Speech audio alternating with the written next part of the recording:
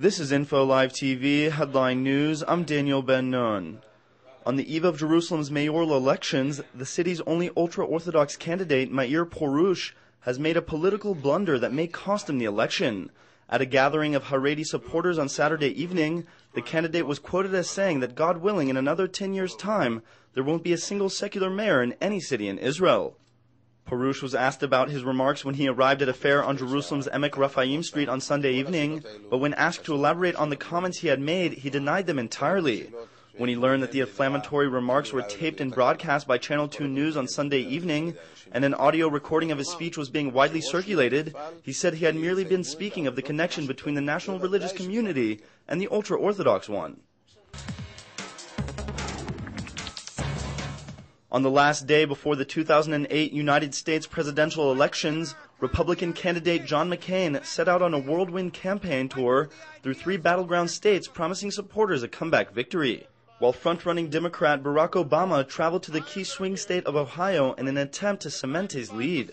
Both campaigns have also unleashed massive pushes throughout the country, using telephone calls, mailings, and door knockings, and a frenzied climax to the historic campaign. The foreign minister of Syria said on Sunday that his country may resort to more painful measures if the United States does not give an official explanation for its cross-border raid on October 26th, which killed 8 people. In response to the raid, Syria ordered the closure of an American school and an American cultural center in Damascus, but the foreign minister said that those measures were only the beginning. Speaking in a TV interview, he warned that Syria may implement harsher measures in the near future. A Beirut newspaper reported over the weekend that Syria has mobilized some 3,000 troops and heavy equipment near its border with eastern Lebanon.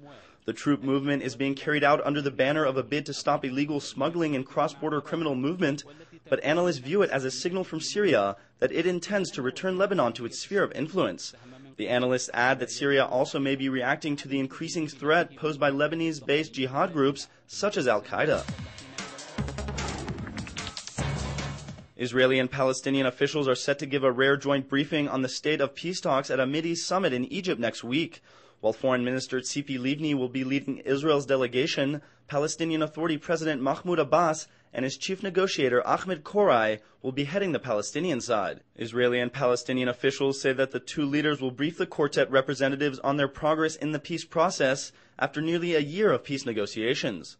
Thank you for watching Info Live TV, Israel's only internet television channel that broadcasts in 4 languages from Jerusalem to the world.